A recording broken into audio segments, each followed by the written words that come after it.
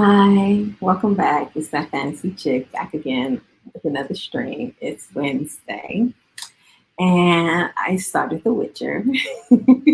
I started it kind of late, so I'm up to I'm halfway through episode 5. I'm halfway through episode 5. I don't know how many episodes are in season 1, but I'm halfway through episode 5.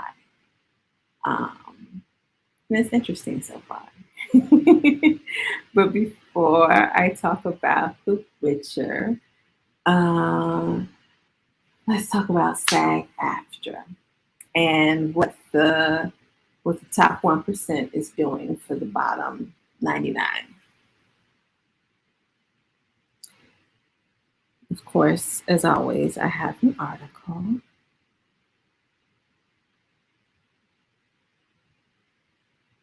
Oh,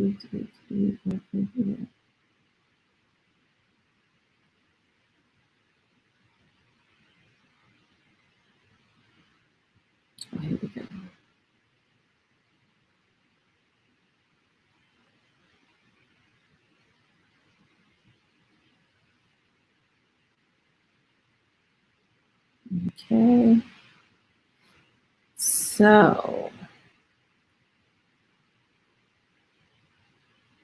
Okay. So, Nicole Kidman, George Clooney, Leonardo DiCaprio, and more donate millions to support fellow striking performers. The SAG-AFTRA Foundation has raised more than $15 million for its emergency financial assistance program through donations from its high-profile members. The dual strikes of the WGA and SAG-AFTRA unions have highlighted the need for solidarity across the swaths of workers represented in them, and the necessity of their highest profile members to support the rights needed by the lowest. And now at least some of them are stepping up. Deadline reports that the SAG-AFTRA Foundation has confirmed over $15 million in donations to its emergency financial assistance program designed to aid union members most impacted by the strike's work clauses in the last 3 weeks. Specifically from $1 million plus contributions from some of the highest earning members of the union. The entertainment industry is in crisis, and the SAG-AFTRA Foundation is currently processing more than 30 times our usual number of applications for emergency aid.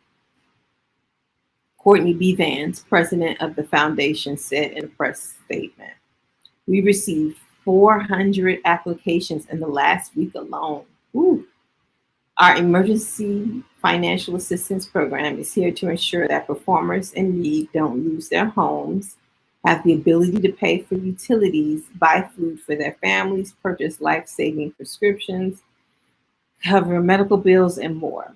The donation drive was kicked off in earnest last week with the news of Black Adam star Dwayne "The Rock" Johnson's donation of an unspecified 7-figure amount to the foundation, and he's now been joined by a whole host of stars, including George and Amal Clooney, Luciana and Matt Damon, Leonardo DiCaprio, Hugh Jackman and Deborah Lee Furness, Nicole Kidman, Jennifer Lopez and Ben Affleck, Ryan Reynolds and Blake Lively, Julia Roberts, Arnold Schwarzenegger, Meryl Streep, Oprah Winfrey.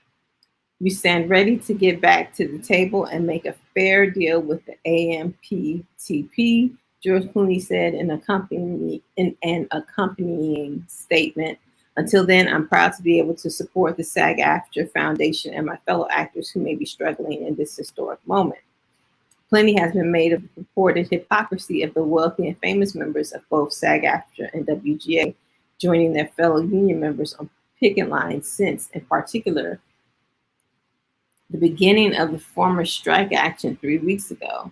But donations like this and the presence of those stars in these actions is vital to highlight support not for them and their peers, but union members who do not have the same kind of financial power and need the rights being fought for by their unions to guarantee access to stable incomes.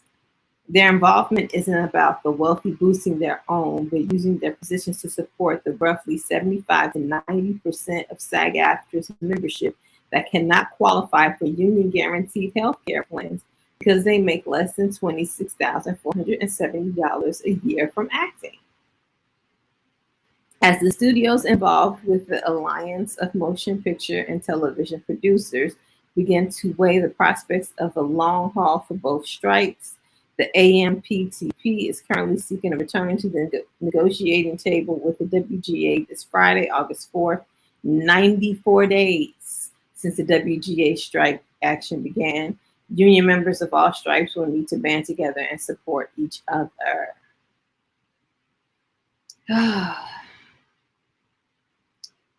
Well, people have been criticizing. I don't know why. I don't know why they've been criticizing the stars for being on picket lines. It's like they're there to support the people, the other voices. Their voice is there to amplify.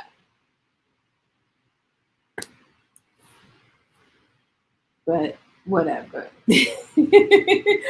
Just grateful. $15 million is going to go a long way to help those in need be able to live, be able to live and maintain throughout this strike until everyone can get back to work.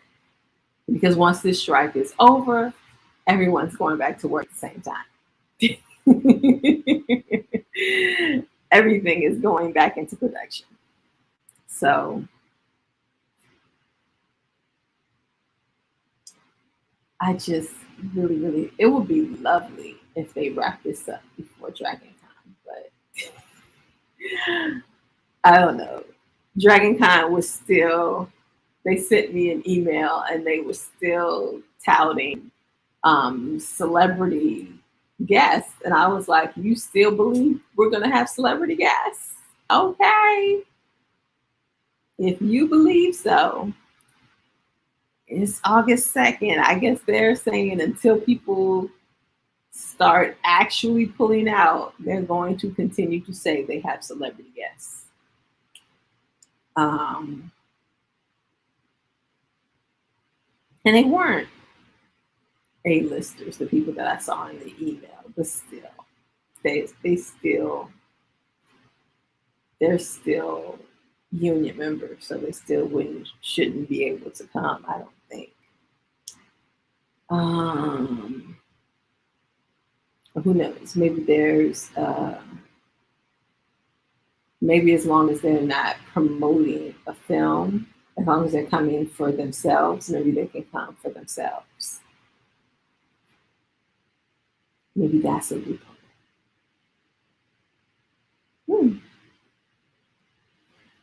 Then that would be interesting. Because it is a convention and they can come for themselves. They don't have to promote, any upcoming films. They'll come for characters that they played in the past.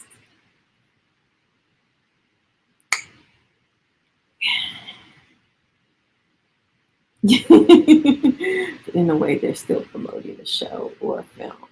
So it's a sticky situation. So we shall see. But in the meanwhile, okay, so I started The Witcher.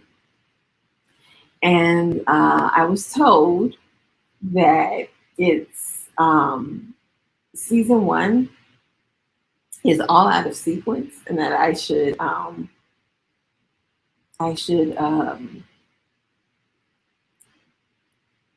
look up the what do you call it, the sequence, the chronology of season 1.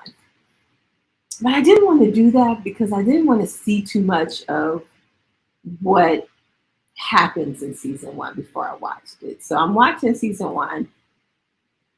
And I'm able to follow along, and I'm able to sort of keep in my head, okay, I don't know what's the past and what's the present, but I know that this is this time, this is this time, this is this time, this is that time, this is this time. It's like a tennis. It feels like a tennis ball just going back and forth, back and forth, back and forth. Um, it's just, it's just, and it will be interesting for me to, once I finish watching it, I will have to immediately go and get that chronology and sort and sort out, okay, what was the correct chronology, what comes before what.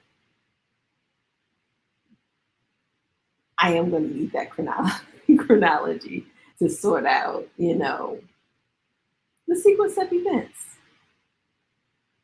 I will check that out, but I'll check that out as soon as season one is over. But uh, so far I'm liking it. I'm liking it. I'm liking it better than I thought I would. I'm not a huge fan of Henry Cavill or Cavill, however you pronounce his name. I'm not a huge fan of his, so that's probably one of the reasons why I just was like, about The Witcher. But but despite it having him in it, I liked it, and I actually like him in something. So this is a first for me.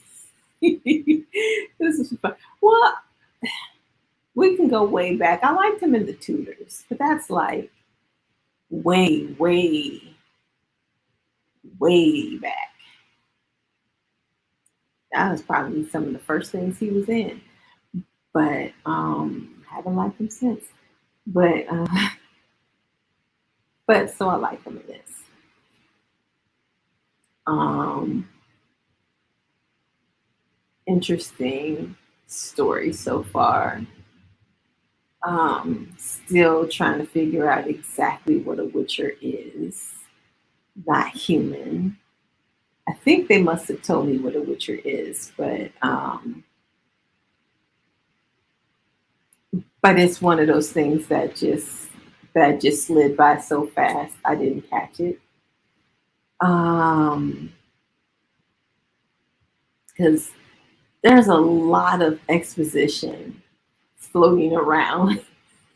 There's a lot of exposition constantly floating around the show. There was one episode where I was doing too much. I was watching this show and I was doing other things while watching the show.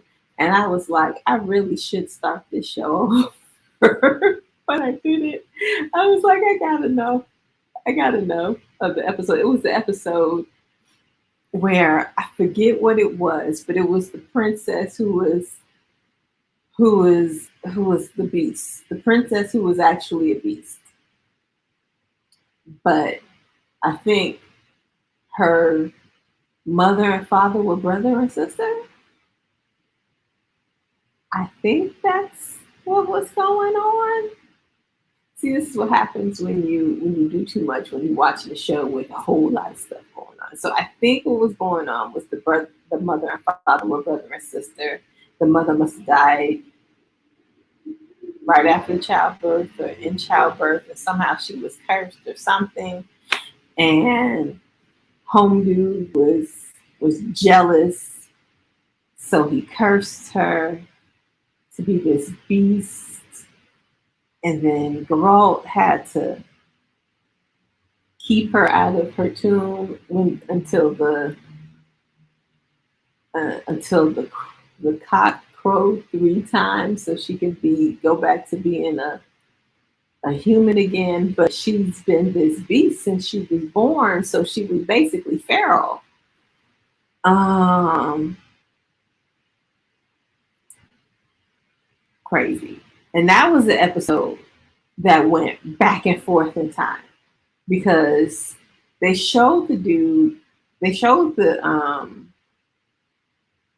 king, showed him as a king, but they showed him also as a little boy. So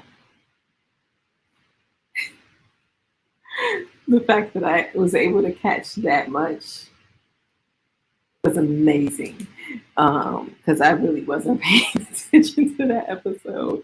I think I started paying attention halfway through. Um, but that was the episode where Jennifer, poor Jennifer, I don't understand. I don't understand what was going on with Jennifer either. That's because I was halfway. I was halfway not paying attention to that episode, so I didn't understand what was going on with Jennifer.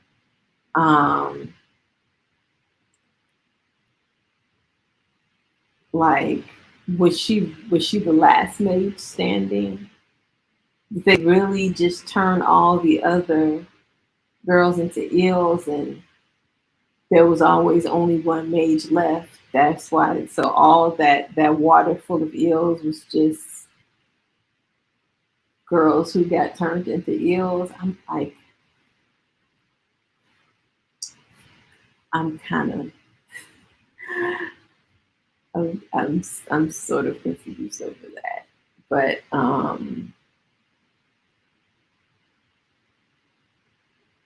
because I really was following her story until the end, because I followed that her father was half elf, that boy was spying on her for the wizard that we met in the first episode, and them finding out that she had elf blood messed messed up the assignment. I guess she wanted to go to one king, but they were like, no, you got to go to this other king.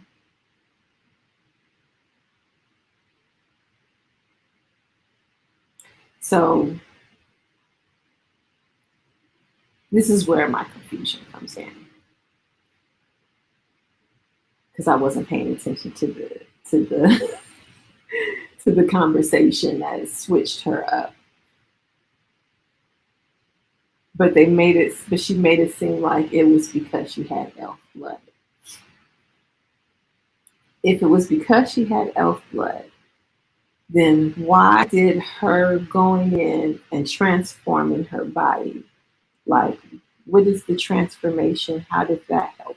Like, she went in, transformed her body, and then just went in and overrode their little council or whatnot, and got to go where she wanted to go anyway. So it didn't matter, elf blood or not. I probably should watch that episode over. I got to remember which episode that was and watch it over again. Because yeah, because there's a few plot points that I missed that confused me.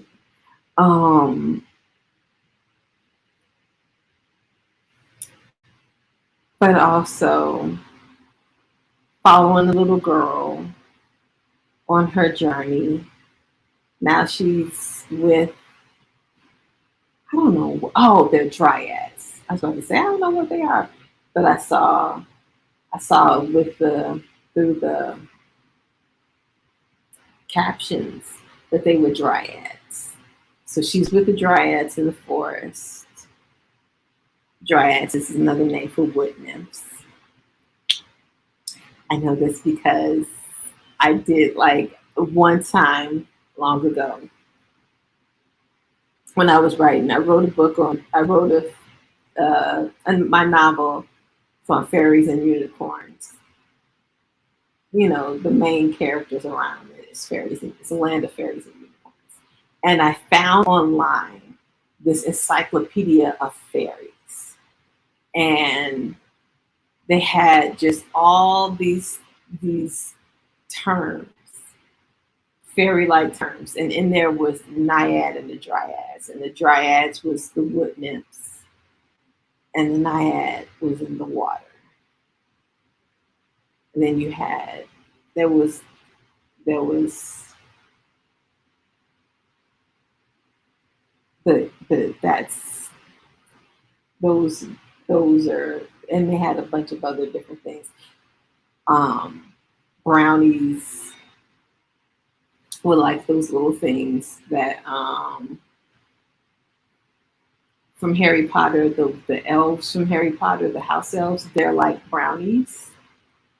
But in my book, I redefined brownies because I could. Um, I made them. I made brownies like basically male versions of fairies. So I changed the. I went through the encyclopedia and I used some of the species. I changed some things. I made some things, fit some things to my story. It was fun. It was good. And I'm glad I was doing an internship at the time. So because I was doing an internship, I printed it out, and I'm glad I did because when I went back to the website where that encyclopedia was, the encyclopedia is no longer there. It's no longer there. So my printed out copy is the only reason, is the only thing proof I have that this encyclopedia ever existed. Because it's gone. It's gone. I forget what's in its place now, but something else is completely is in its place, and the encyclopedia is just gone. So I just have a hard copy. But back to what I was saying. What was I saying? Talking about the butcher. Oh, the little girl with the knife. She was with the dryads, and the little elf boy who already drank the water, and he already started forgetting. But when she drank the water, it didn't have any effect on her because I guess she has magic. Um, that she inherited from her mother and her great grandmother, apparently.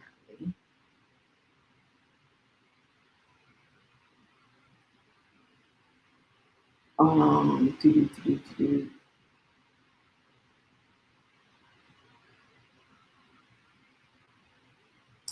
It's hard to remember what happens when because of the jumping around in time. So to go back and to try to remember what I saw is so hard. But but either way, this was interesting. Um, it was interesting to see him be this outcast everywhere he goes, and even though even though everyone always needs him, they always need him, but they never want him around, which is crazy. And all he wants is, is to be paid for the work he does. They want him to take a side in their petty squabbles. And he's like, I take no sides. There's no such thing as the lesser of two evils. It's all evil. Which I feel the same way. It's all evil. I'm gonna start using that. There is no such thing as the lesser of two evils. It's all evil. It's all evil.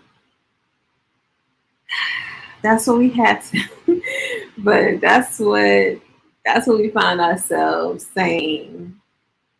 Oh, I'm not even going to get political. We're not going to go there. I don't want to get depressed. Um,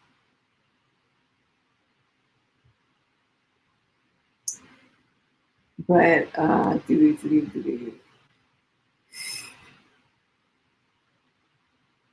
but where I left off is he was trying to find a gin so he can get it to so he can make a wish so he can go to sleep because he couldn't sleep. And this annoying bard was following him around, and the bard tried to steal his wishes. But then the jinn attacked him, which is kind of what he deserves. Kind of deserved it. Now he's dying. And now Geralt is going to spend all his money to save his life when all he wanted to do was to go to sleep. So I'm left off with him meeting up with Yennefer for the first time. So we have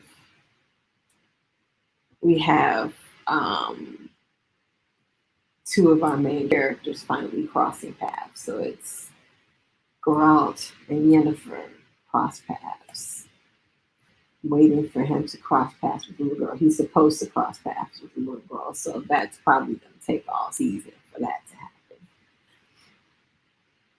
But so kind of can't wait to see how they get this little stupid bard out of this trouble.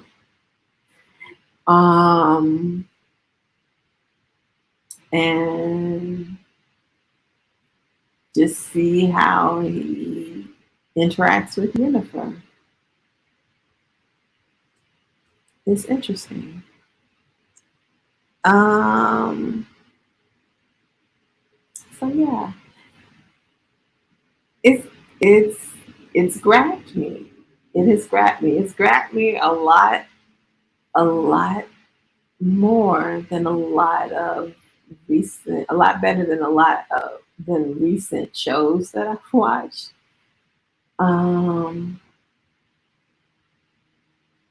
Like I said, it was better than I expected it to be.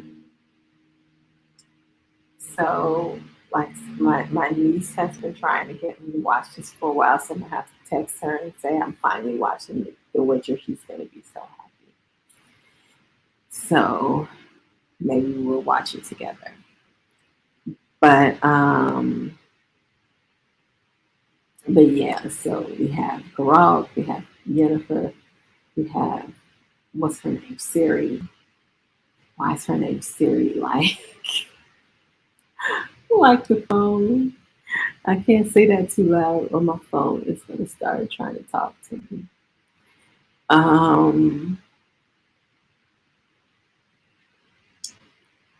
She's already dreamed that the forest is going to be overrun with blood, and they're already sending somebody to come get her, who looks like the dude she grew up with, Mouse Hack or Stack or whatever his name is, Mouse something. And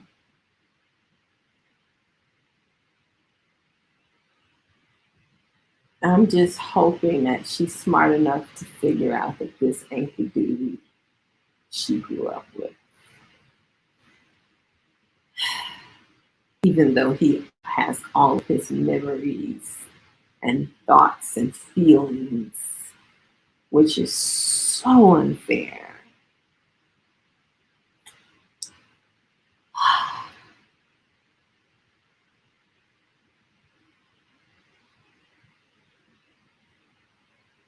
Mm. Oh, goodness. How is she going to get out of that one? Hopefully, I don't know. Hopefully, Geralt comes and saves her. Don't tell me I'm going to watch it. I'll probably be. I will definitely be. Wait, let's see. It's Wednesday. Goodness, by next Monday, I would have gone through season 2 and season 3.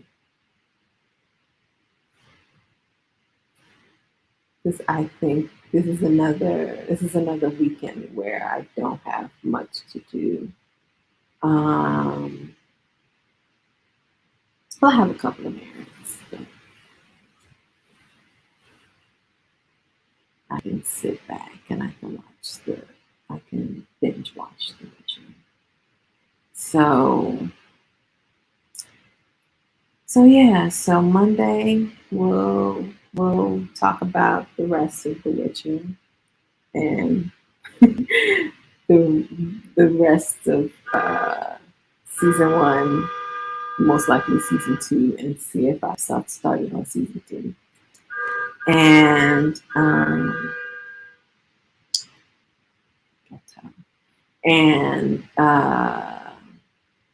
what was I saying? Oh, Friday there's going to be a Smallville video.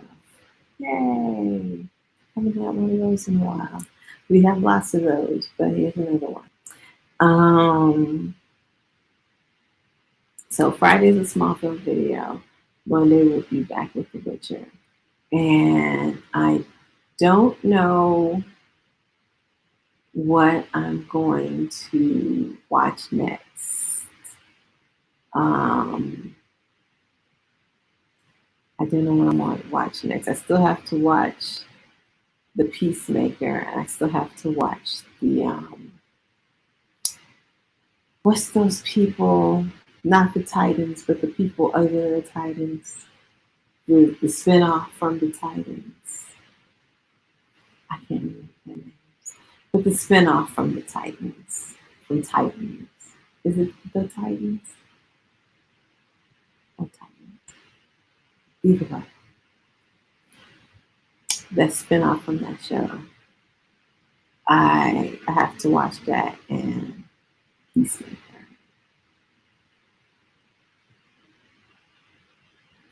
So we'll figure out what I'm going to be watching next after The Witcher. There's probably and I've been putting off watching the last season of Umbrella Academy because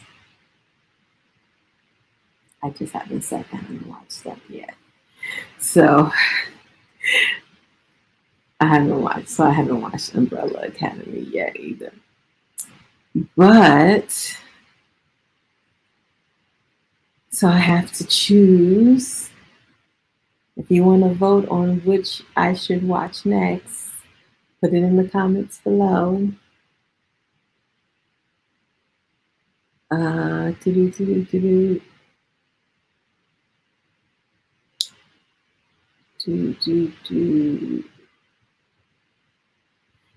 in the meantime, thanks for watching.